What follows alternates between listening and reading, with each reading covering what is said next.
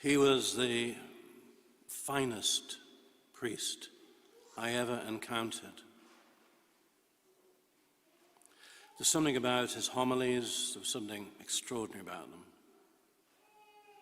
The way he celebrated Mass, it was a transforming experience to be there.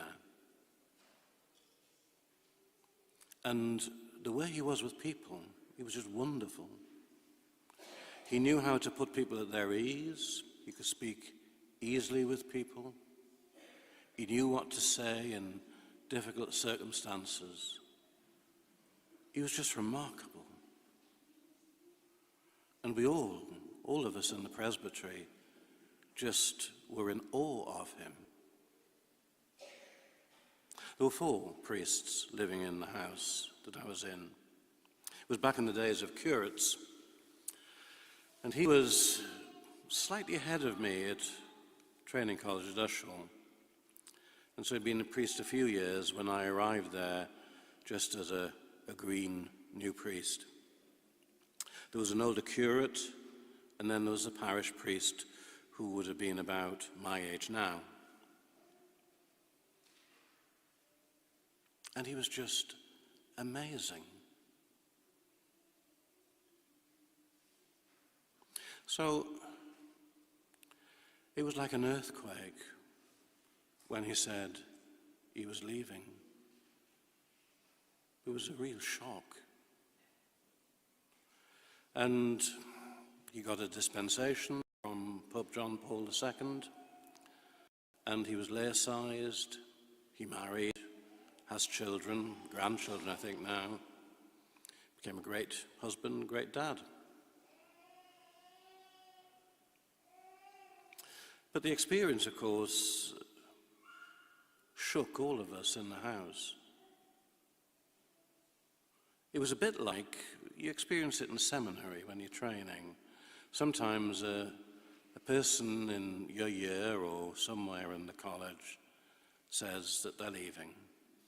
They won't be there next year, for example.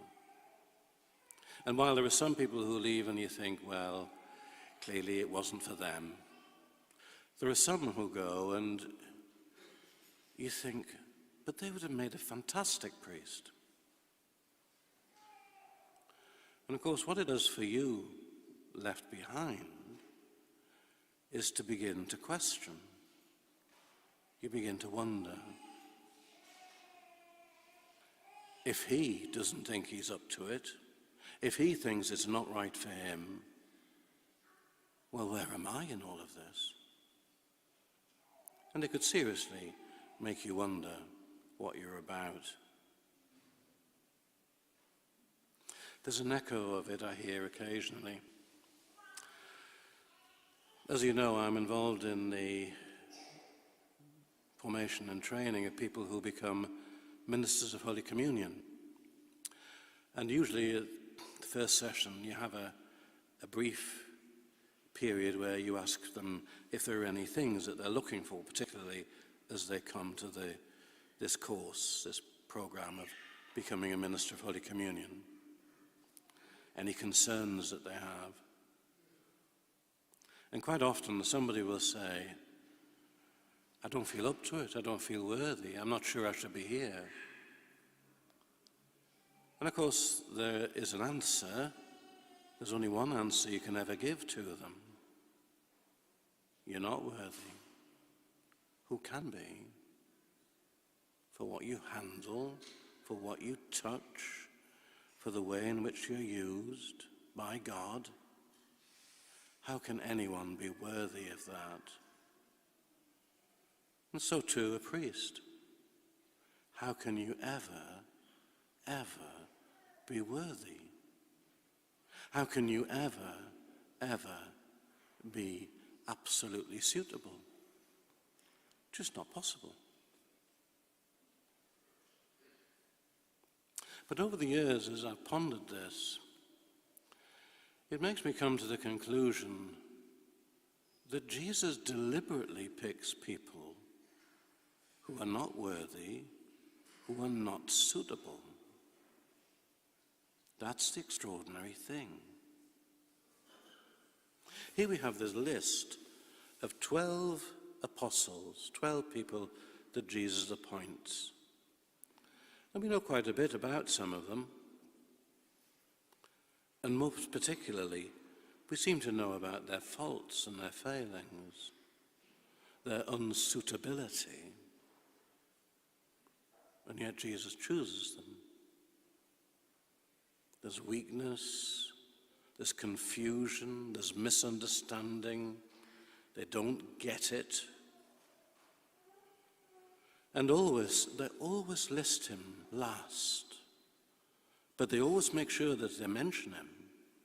There's always Judas Iscariot, the one who betrayed him. It's as if it's a wound there in the very early church that they still think about years later, the one who really betrayed him. How unsuitable. And yet Jesus chose him. Jesus chose them all.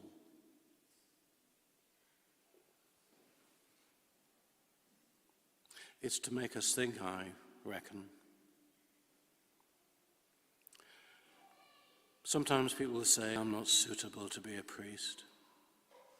Sometimes people will say, you don't understand this about me, or there's that about me.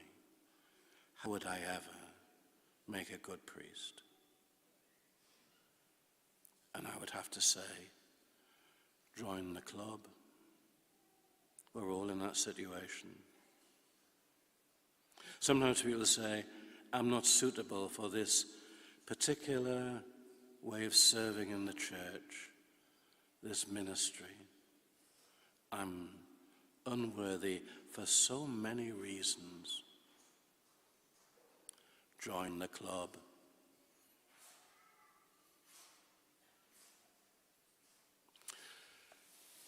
A little while ago, I was watching just a video clip on the internet, and it was of a joiner. And he was talking about the way they used to make joints, put together wood joints. And he was saying that originally they never used nails. They would use wooden pegs to make sure that the joint stuck together. And he said, the big misunderstanding is, what you do is you drill a hole with a drill. It's a little round hole, which you're going to put the peg into. And the mistake is, you put a round peg into the hole. That's not what you do. Because if you put a round peg into a round hole, it'll work loose. He said, what you do is, you take a square peg, you file the end of it to make it pointed so it'll go into the hole, and then you hammer it home, and that'll stick. Square pegs in round holes.